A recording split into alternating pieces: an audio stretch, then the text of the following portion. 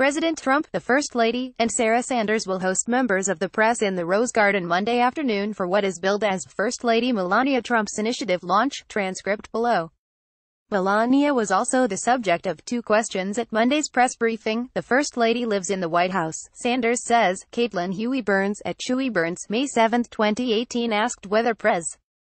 Trump believes he has any responsibility for need to speak out against cyberbullying. Press Sec.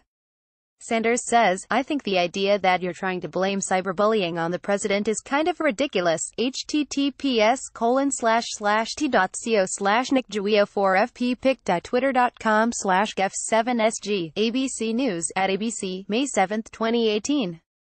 Trump, thank you. Good afternoon. Welcome to the White House. As a mother and as First Lady, it concerns me that in today's fast-paced and ever-connected world, children can be less prepared to express or manage their emotions and oftentimes turn to forms of destructive or addictive behavior, such as bullying, drug addiction, or even suicide.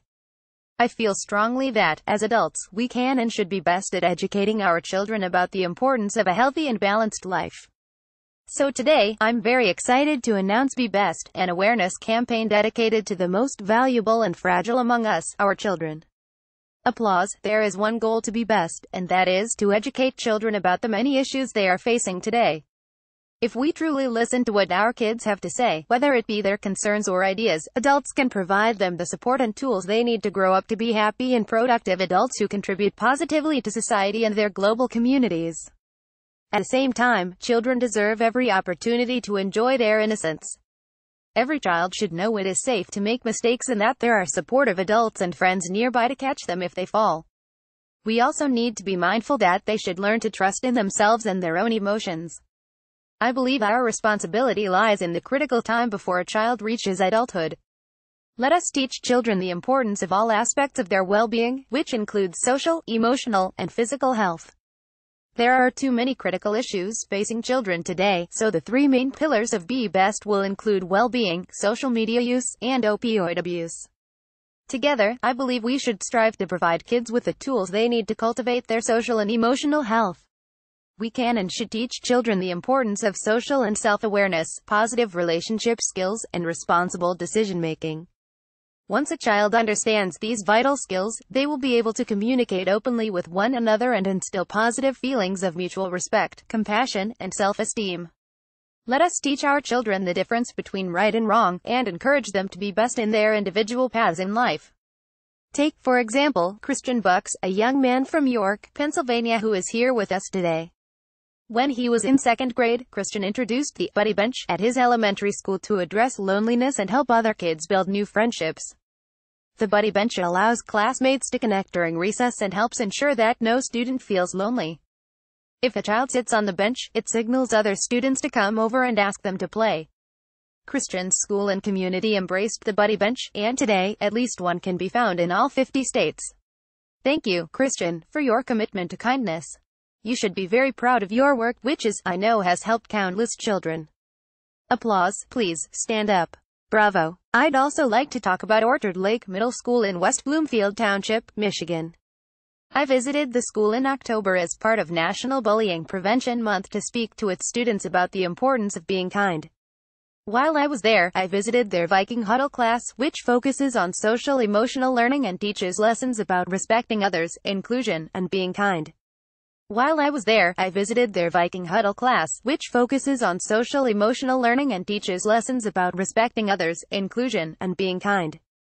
As part of Be Best, I plan to highlight ideas and programs such as Buddy Bench and the Viking Huddle class, with the hope that other schools or community groups will be inspired to replicate their efforts and take steps to improve the well-being of our children. We have invited some of the Viking Huddle class here today. Thank you all for being and taking time here with us in the White House. Applause. As we all know, social media can be both positively and negatively affect on our children. But too often, it is used in negative ways. When children learn positive online behaviors early on, social media can be used in productive ways and can affect positive change. I do believe that children should be both seen and heard, and it is our responsibility as adults to educate and remind them that when they are using their voices, whether verbally or online, they must choose their words wisely and speak with respect and compassion. As an example, Kalani Goldberg, an 8th grade student from Arizona, posted a video to her social media account to share the challenges she faced from bullies. In the video she said, "Every day, you are hurting me. Every day, you are hurting each other. So please stop.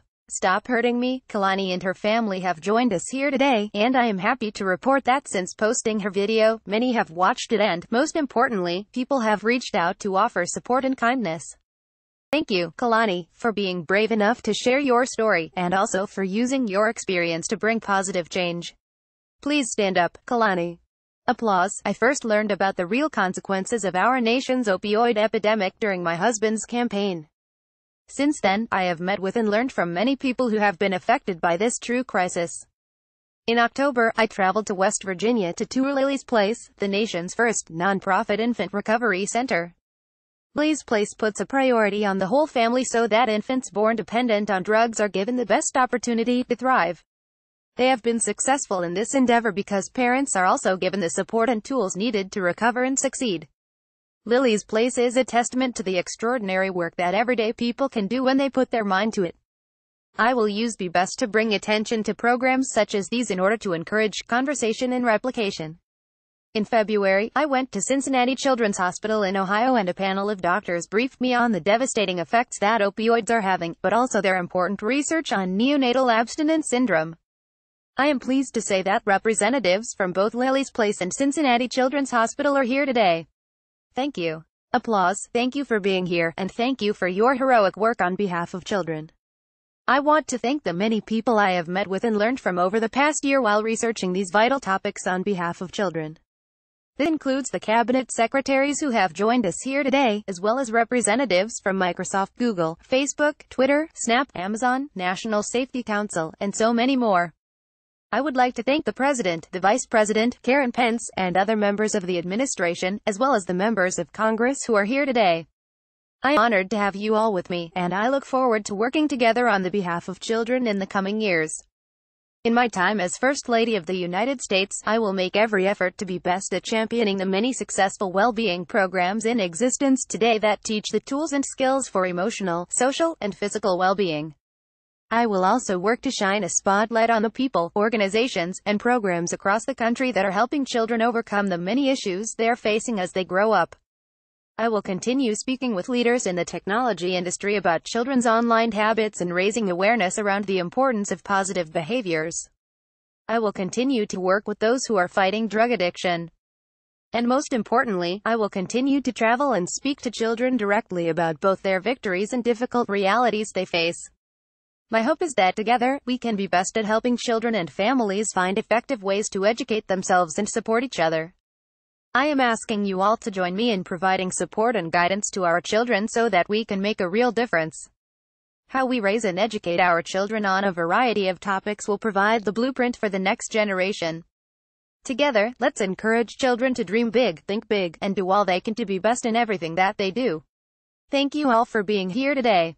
God bless you, your families, our children, and God bless the United States of America. Applause. And now, it is my pleasure to call my husband to the stage to sign a proclamation calling today, May 7th, be best day. Mr. President.